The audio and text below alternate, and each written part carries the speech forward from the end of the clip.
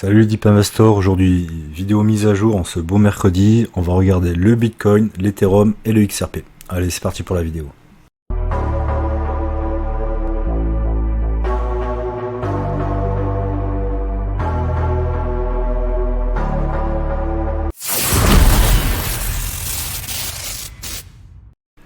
Alors commençons par le Bitcoin. Donc le Bitcoin en 4 heures est toujours dans ce gros niveau là de résistance, compris entre 104 250, borne haute et borne basse 101 500 $. On avait un peu méché en sortie, c'était lundi, il y avait des acheteurs donc on a réintégré. Là on est en train de latéraliser, les bandes de Bollinger sont en train de se compresser, donc là on est en train juste de swinger entre le haut et le bas. On reste plutôt au-dessus à l'instant T des 102 920 en 4 heures. Ça serait bien qu'il les tienne pour faire un petit rebond, essayer de justement de nous faire une petite tasse à vacances en 4 heures pour essayer enfin de breaker déjà le point haut de lundi qui était à 105 870 $. Et si on arrive à le breaker, aller chercher bien sûr l'ATH à 108 000, et c'est quand on breakera cette ATH que tout va s'accélérer pour le Bitcoin et les altcoins. Donc on va regarder quelques indicateurs. Donc on est toujours en 4 heures, on a le Shop Zone qui est toujours donc en 4 heures dans le bleu turquoise. Donc à l'instant T nous avons toujours les acheteurs qui ont la main. On va regarder aussi le RSI où on en est. Hop, le RSI, on est limite sur le RSI, tu vois, on est à deux doigts de breaker les 50. Donc il ne faudrait pas quand même qu'on passe sous les 50. Sinon ça annoncerait potentiellement à court terme aller rechercher les 101 500 et voir un excès baissier, peut-être aller rechercher le point bas, rechercher les liquidités des acheteurs ici là. Le point bas est à 100 720 $ à peu près. On pourrait le rechercher pour intégrer. Il faudra quand même réintégrer absolument juste après. Mais voilà, bon, pour l'instant c'est pas fait en 4 heures. Tu vois qu'en 4 heures quand même on est toujours au niveau du RSI au-dessus des 50. Et comme tu le vois, on est sur la moyenne mobile. Donc il va falloir très vite là que dans les 4 prochaines heures, enfin avant la clôture de ce soir, qu'il y ait un rebond des cours pour que le RSI rebondisse sur les 50, repasse au-dessus de sa moyenne mobile, et peut-être ce coup-ci aller chercher le haut en nous validant un gros W sur le RSI en 4 heures, ce qui pourrait donc nous permettre d'aller chercher les 105 800 $ et après les 108 000. On n'y est pas encore. Pour l'instant, là, le marché se cherche. Il attend. Donc l'essentiel, ça serait, comme je t'ai dit hier, qu'il reste à minima là-dedans en clôture et qu'on latéralise jusqu'au moment où on pète tout ça à la hausse. Peut-être que le marché attend aussi ce que va dire Jérôme Powell, le discours de Jérôme Powell demain soir. Bon, après il a parlé il n'y a pas si longtemps, donc je pense pas que ça fasse vraiment bouger les marchés, mais on ne sait jamais, il y a toujours une excuse pour faire monter ou baisser le marché. Mais pour l'instant le Bitcoin est très bien orienté, là c'est normal. Il latéralise parce que quand même on a un gros pump là, on a pris quand même en l'espace de quelques jours, on a pris quand même 12 à 15% à peu près. C'est pas mal. Donc il est normal que le Bitcoin latéralise, il est toujours haut, mais oui, il y a peut-être un petit risque qu'on aille chercher encore la borne basse de cette résistance. On va aller chercher les 101 500, en excès, aller chercher les 100 700 $, en espérant qu'il y ait un rebond pour que le RSI, lui, reste au-dessus des 50. Voilà pour le Bitcoin, on est toujours bien. Si tu es holder, tu peux être tranquille, ça va bien se passer. T'inquiète pas. Maintenant on va aller voir l'Ethereum. L'Ethereum qui a bien pumpé, mais voilà, tu vois, un peu comme le Bitcoin, il est en train de réintégrer cette grosse résistance, ce gros niveau de résistance, avec la borne haute 2630, la borne basse 2300 $.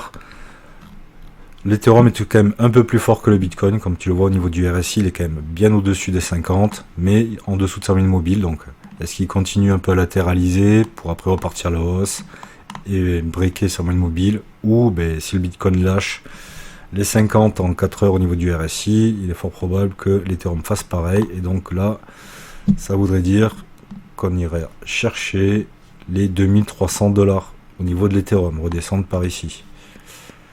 Attends, hop. on pourrait redescendre sur ces niveaux-là en excès baissier. Mais après, il ne faudra pas breaker les 2300 $. C'est quand même un niveau assez important, donc il reste là-dedans.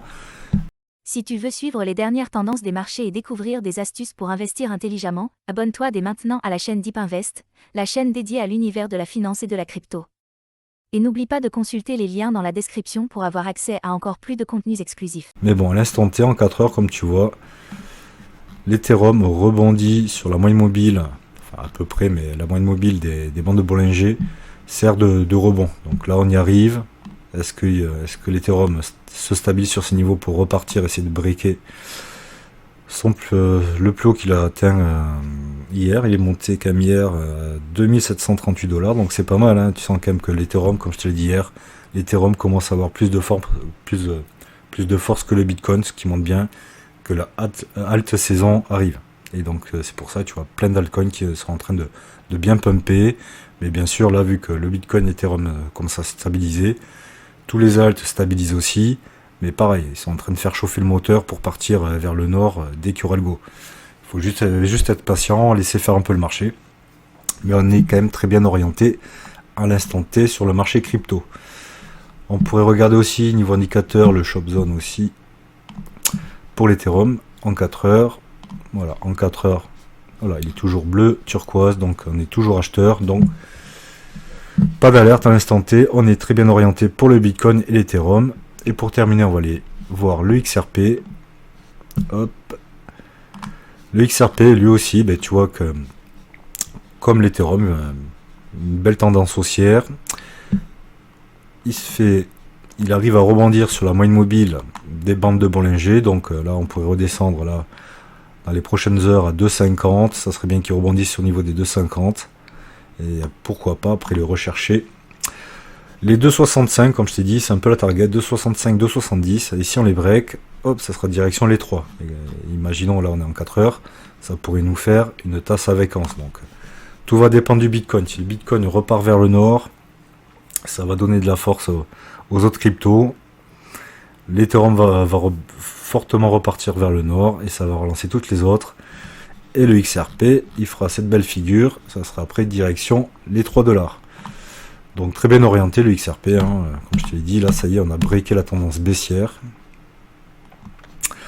On a breaké la tendance baissière, hein. Voilà, c'est fini, c'est un mauvais souvenir. Maintenant, on a bien latéralisé, une petite tête-épaule inversée, on va dire en 4 heures. Hein. Un peu à l'arrache, mais voilà, tu le vois, on a l'impulsion, on a retesté, on a l'impulsion.